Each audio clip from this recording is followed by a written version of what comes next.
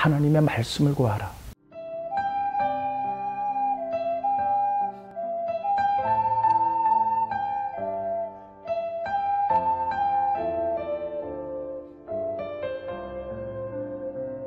안녕하세요. 박용환 목사와 함께하는 5분 설교 시작합니다.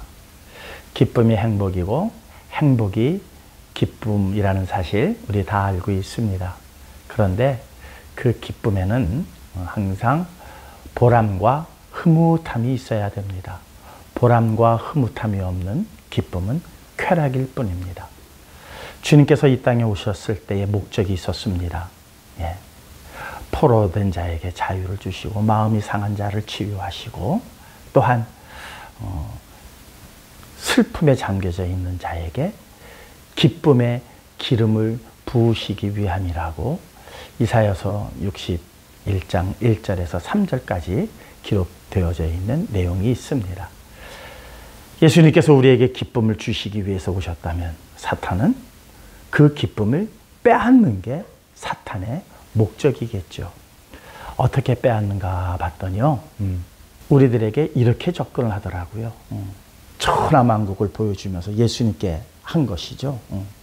이것을 다 내가 내게 주리라. 원래 사탄의 것이 아님에도 불구하고 자기 것이냐. 그러면서 그것을 우리에게 준다라고 욕으로 그렇게 말하는 것을 볼 수가 있습니다. 그것으로서 우리에게 주어진 그 기쁨을 빼앗으려고 하는 것이 바로 사탄입니다.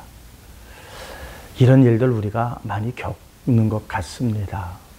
하나님께서 주신 기쁨, 어떻게 보면은 작은 미랄과 같은 씨앗꽃 같은 것이죠.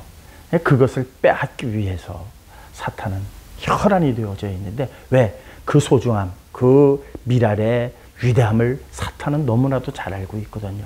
우리가 잘 모르고 있어서 그렇죠. 그래서 그것을 빼앗기 위해서 사탄이 우리에게 그렇게 요구를 하는데, 접근을 하는데 한 번만 내게 엎드려 절하라 이렇게 요구를 합니다. 한 번 엎드려 절하면은 천하만국을 준다는데, 부귀영화를 준다는데, 한 번 엎드려 절한 이후에 다시 얻은 것을 가지고 하나님 일을 하면 되지 않을까? 이런 마음이 간혹 들 때가 있거든요.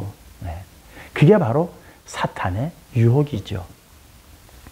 그런데 엎드려 절하면 할 때 그 엎드려가 헬라어로 핍토라고 하는 단어입니다. 요한계시록에는 그 단어가 이렇게 쓰여졌습니다. 무너졌도다, 무너졌도다. 큰 성 바벨론이요. 이것은 완전히 무너진다는 의미입니다. 그런데 엎드려라고 하는 그렇게 참 소극적인 방법으로 해석이 되어져 있더라고요. 한 번 엎드리면 우리는 완전히 무너집니다. 사탄의 그 소나교에서 빠져나올 수가 없다는 것이죠. 이미 우리는 무너졌고 우리는 이미 사탄에 의해서 망가진 상태이었지만 주님께서 오셔서 우리를 다시 일으켜 세우셨습니다. 우리 힘으로 일어선 것이 아니고 우리 힘으로 다시 건설한 것이 아니라 오직 주님의 능력과 주님의 사랑과 주님의 긍휼로 우리가 다시 세움을 받았다는 사실을 꼭 기억하시고 이후로부터는 사탄의 그 유혹 절대로 넘어가서는 안 될 것입니다. 그래서 주님께서는 요한복음 16장 24절에 이렇게 말씀하고 있습니다. 지금까지는 너희가 내 이름으로 아무것도 구하지 아니하였으나 구하라.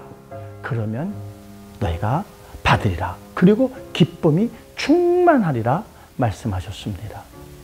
여기서 구하라고 해서 우리가 필요한 것, 우리가 얻고 싶은 것, 갖고 싶은 것 구하라는 그런 게 아닙니다.